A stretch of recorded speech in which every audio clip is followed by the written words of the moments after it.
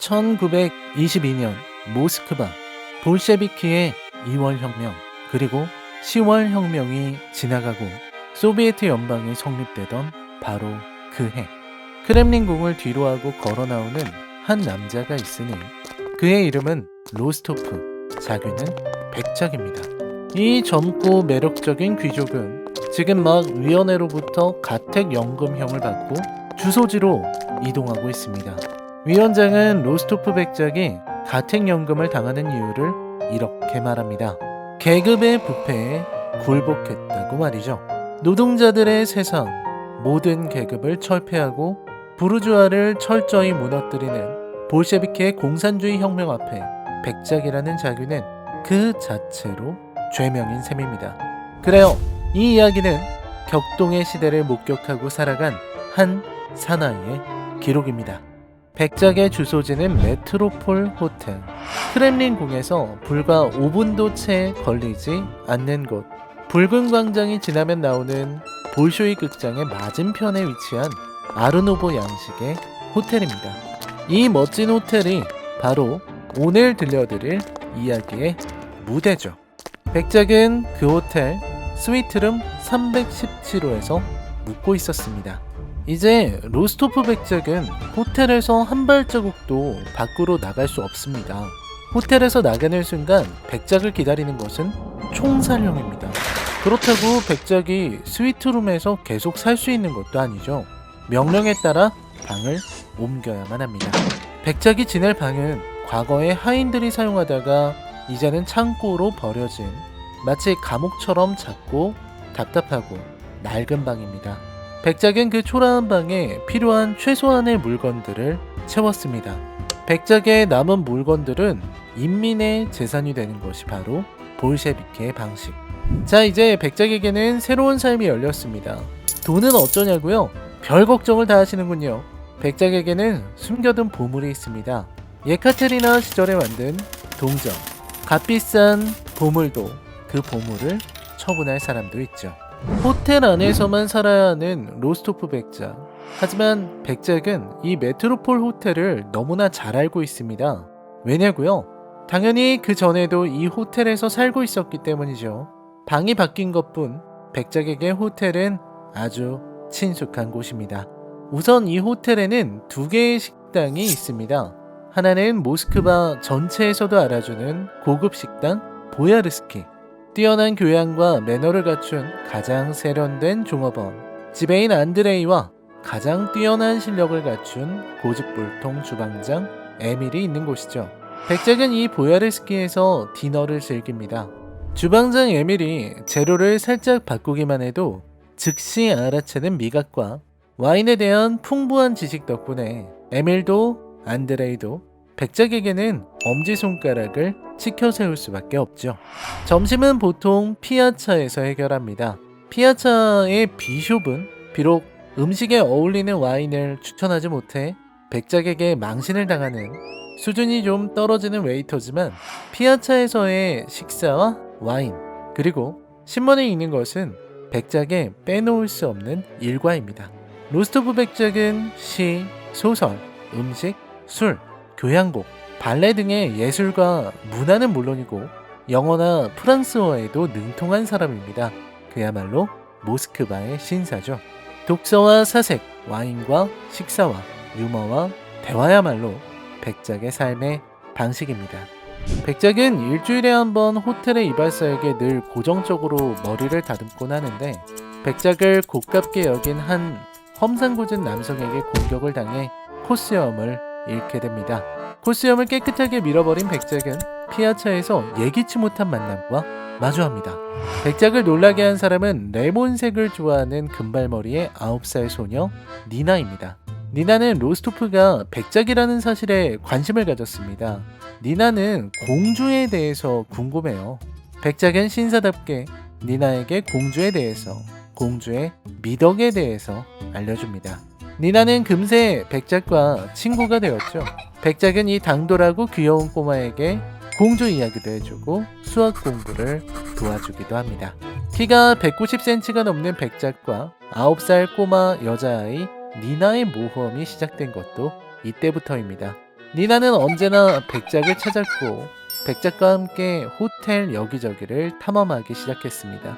처음 보는 공간에 가보기도 하고 백작이 통과하기 어려운 좁은 통로도 샅샅이 살핍니다.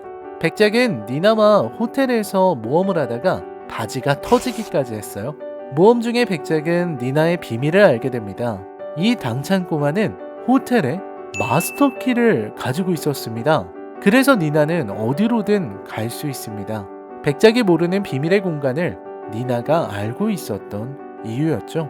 그렇게 첫 해의 연말이 다가왔을 때 크리스마스 선물을 주고받은 백작과 니나. 니나가 백작에게 준 선물은 바로 그 마스터키였습니다. 백작은 밤이면 호텔의 지붕에 올라가 가만히 별을 바라보곤 합니다. 니나가 준 열쇠 덕분에 백작이 가지 못할 곳은 없죠. 별자리를 세다 보면 자벽보로 일하는 노인 아브람이 나타납니다. 두 사람은 지붕 위에서 별을 바라보며 아브람이 갈아서 만든 커피와 벌들이 만든 벌꿀을 먹으며 백작이 어린 시절 살던 동네에 사과꽃이 가득했다는 이야기를 하며 시간을 보냅니다. 아브람 역시 과거에 백작이 살던 곳에서 지냈었다는군요. 그렇게 백작의 시간이 흘러갑니다. 시간이 흘러 백작은 어느덧 1926년을 맞이합니다. 시간이 흐르면서 백작은 주위의 변화에 민감하게 반응합니다. 니나는 나이를 먹으며 가정교사의 숙제를 하느라 정신이 없었습니다. 니나는 물리학 실험에 몰두하기도 하며 시간을 보냅니다. 어느덧 전처럼 모험을 하지는 않게 되었죠. 보야르스키의 비숍이 부임했을 때 백작은 크게 놀랐습니다. 비숍의 뒤에 볼셰비키의 높은 사람이 있고 그래서 비숍을 밀어주고 있는 것 같다는 안드레이의 말. 그리고 백작은 비숍에게 하늘이 무너지는 말을 듣게 됩니다. 이탈리아 와인인 바롤로를 찾는 백작에게 레드 와인과 화이트 와인 두 종류밖에 없다는 이상한 소리를 하는 비숍. 백작은 신뢰를 무릅쓰고 안드레이를 불렀고 안드레이는 진실을 보여줍니다.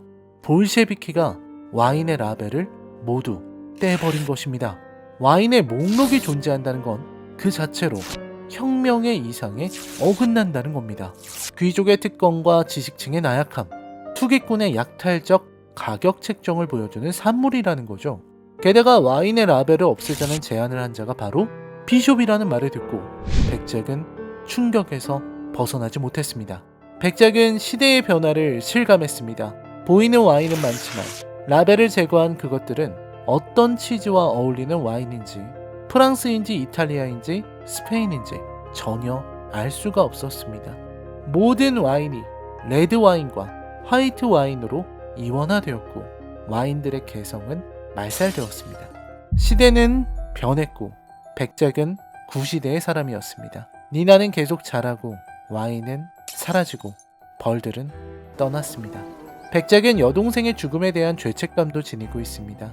그리고 이 삶을 유지하기에 백작에게는 아무런 희망도 없었습니다.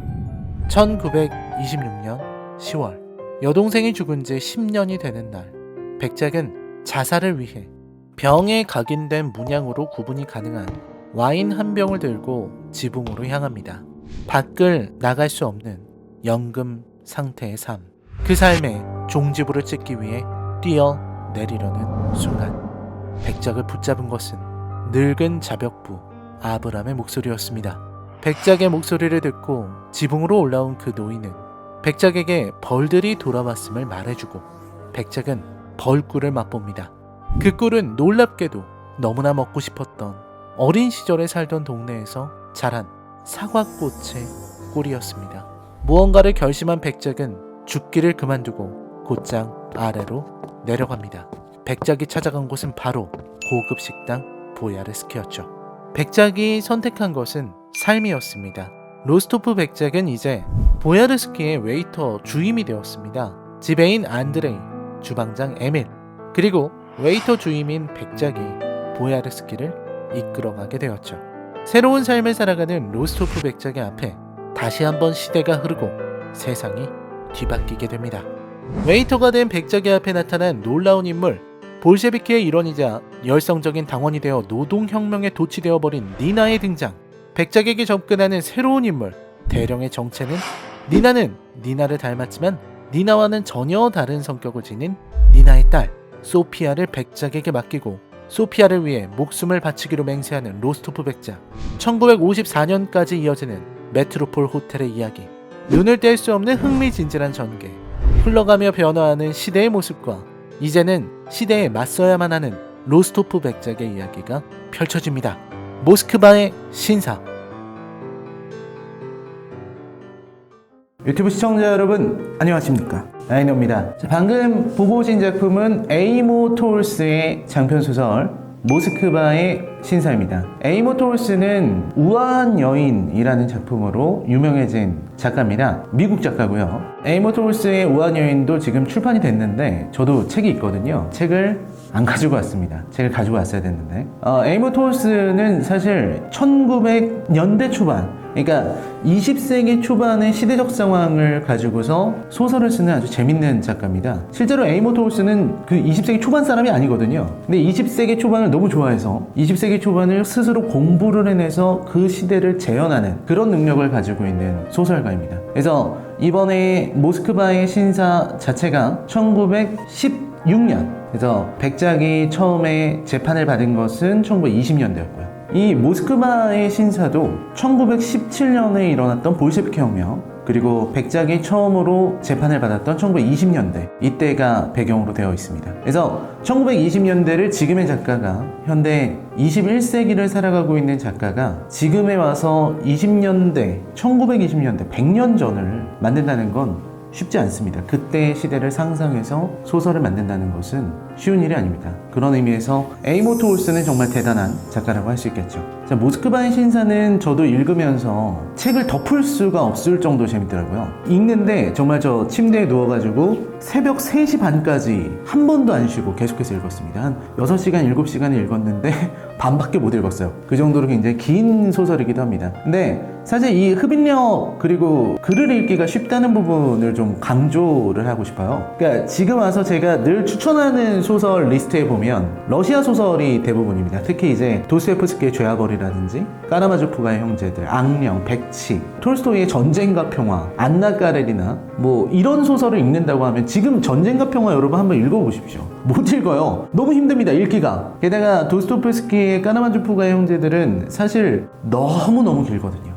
그리고 옛날 문체고 옛날 번역투기 때문에 읽기가 쉽지가 않아요. 난이도가 높습니다. 반면에 모스크바의 신사 같은 경우는 그때 당시 20세기 초반의 러시아를 그리고 있음에도 불구하고 그 내용이 현대적인 문체와 현대의 감각으로 써있기 때문에 읽기가 쉽다는 거죠. 이런 부분에 장점이 있습니다. 그리고 재밌는 요소들은 역시 백작의 캐릭터가 가장 재밌다고 할 수 있겠죠. 이 백작 자체가 굉장한 지성과 교양을 가지고 있는 인물이에요. 그래서 백작이 하는 얘기를 들어보면 너무너무 재밌습니다. 백작이 톨스토이 얘기도 하고, 그 다음에 무슨 몽테뉴의 수상록 이야기도 하고, 뭐 여러 가지 소설을 안 읽은 게 없어요. 뭐 도스토옙스키 얘기도 당연히 나오고요. 뭐 투르게네프 얘기도 나오고, 게다가 뭐 차이코프스키라든지 이런 다양한 문학과 음악, 게다가 연극, 이런 부분에 대해서 모르는 게 없는 게 백작이기 때문에 그 백작이 말하는 교양을 읽다 보면 시간 가는 줄 몰라요. 백작이 소설가에 대해서 얘기하기 시작하면 너무 재밌고, 또 이제 음악가 차이코프스키가 어째서 위대한가, 호드까기 인형이 어째서 대작인가, 이런 얘기를 백작이 자신만의 언어로 이야기를 하거든요. 그런 부분이